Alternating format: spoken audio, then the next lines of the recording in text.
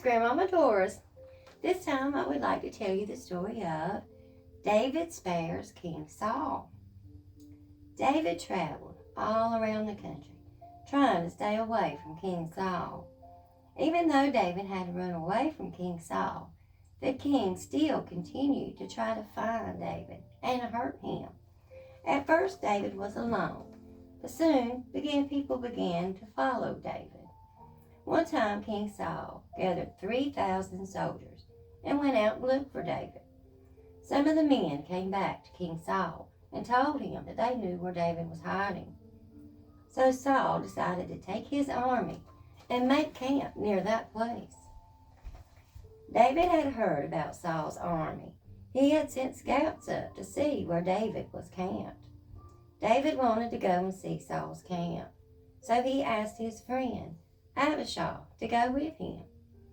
David and Abishai waited until night, and then they snuck up very close to the king's camp. They saw all of the camp and they decided to go and get a closer look. All of the king's soldiers were sleeping, and they were sleeping so soundly that none of them woke up. David and Abishai walked right up to the place where the king was sleeping. Abishai wanted to kill King Saul. That would mean that King Saul could never hurt his friend David again. David and Abishai could have killed the king right there, and no one would have known. Everyone was asleep, so no one would have stopped them. Even David could have hurt the king. He decided to show mercy.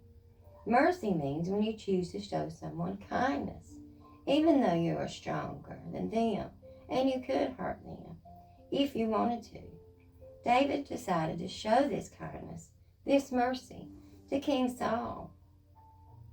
David reminded his friend Abishai that Saul was the king and that God had chosen him to be king. Someday Saul would die and David would be king. But David, he wanted to wait until God thought that it was the right time. David noticed that Saul's spear and water jug were right there beside him. He told Abishai to take those with them. David and Abishai then walked away from the camp. Still, no one woke up. God had caused a deep sleep to come upon the whole camp. David and Abishai, they kept walking until they reached the top of a hill. They were far enough away that Saul's army could not reach them very quickly. David called out to Saul's camp. He especially called out to a man named Abner. Abner was the commander of Saul's army. Abner was supposed to protect the king, but he had never even woken up, even when David and Abishai walked right up beside him. "Wake up, Abner," David yelled out. "Why did you not protect your king?" At first Abner did not understand. Then David yelled out to him, "Have you noticed that King Saul's spear and water jug are no longer beside his head?" When Abner looked down and he saw that the spear and the jug were missing, then he knew what David was talking about.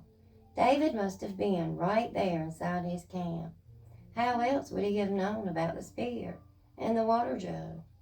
Abner knew that David could have hurt Saul, but he had chosen to show him mercy instead. David had not hurt the king at all. When King Saul heard David's voice, he told him that he was sorry. He invited David down to his camp, but David knew that he could not really trust King Saul. David left Saul's spear and water jug right there on the rock where Saul would find it, and then David went on his way. Thank you so much.